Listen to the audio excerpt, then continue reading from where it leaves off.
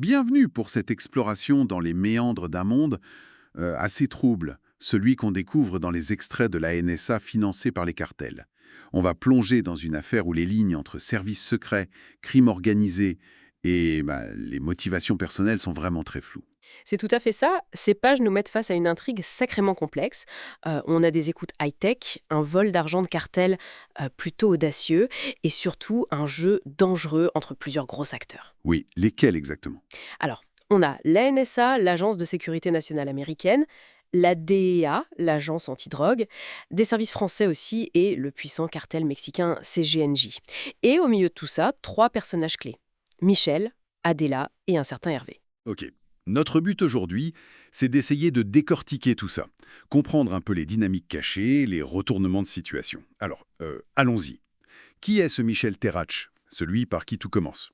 Alors, Michel, c'est un ancien des écoutes de l'armée française, un vrai passionné de radio, qui a gardé, on peut dire, un sacré talent pour capter des communications que, normalement, personne n'est censé entendre. Comme quoi, par exemple?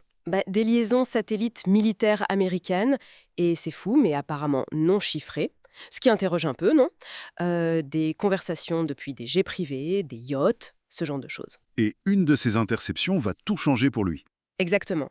Il tombe par hasard sur les détails d'un transfert. 1 million de dollars en liquide. Du cartel CGNJ, prévu à Nice.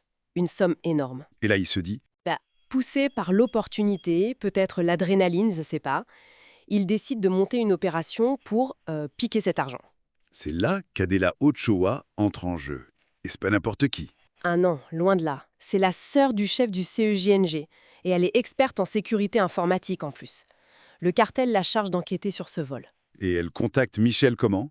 Via Instagram, figurez-vous. Assez surprenant comme canal, hein, parce qu'il suit des profils liés au cartel. Évidemment, elle n'a aucune idée que c'est lui le voleur. Elle vient chercher son aide. Ok, là, ça commence à devenir vraiment intéressant, ce mélange. Et attendez, ce n'est pas fini. Parce qu'Adela, elle aussi, elle joue double jeu. On apprend en fait qu'elle est informatrice pour la DEA. Pour la DA? Depuis quand? Depuis 6 ans. Sa motivation profonde, c'est la vengeance. Elle veut venger son petit ami, un diplomate, qui a été tué par le cartel. Donc, la vengeance personnelle et les opérations d'État sont complètement liées ici. Ce qui nous amène aux agences américaines. La NSA enquête aussi sur ce million qui a disparu. Pourquoi donc? Justement, parce qu'une de leurs unités secrètes, la division Green, dont le financement viendrait, d'après ce qu'on lit, du vol d'argent des cartels, visait exactement le même million. Ah, d'accord. Donc la NSA elle-même voulait cet argent. Voilà. Du coup, ils s'intéressent de très près à Michel. Son passé dans le renseignement français, ses anciennes critiques envers les USA, il devient suspect à leurs yeux.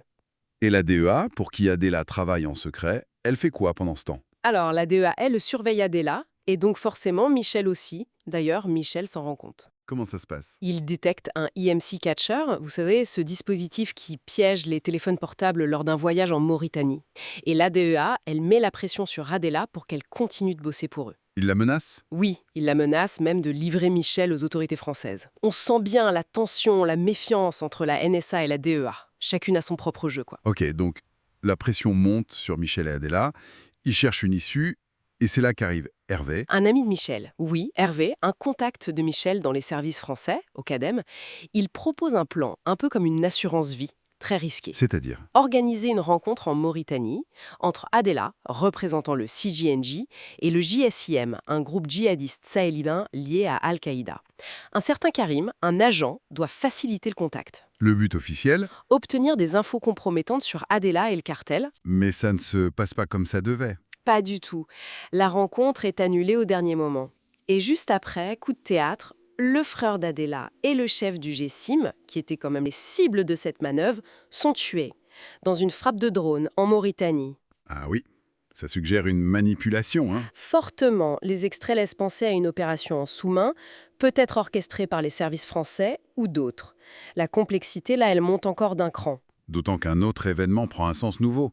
Cette explosion à l'aéroport de Nice, qui avait tué 2 diplomates américains. Exactement. On apprend que ce n'était pas un accident, c'était un piège, monté par le frère d'Adela pour viser les voleurs de son argent.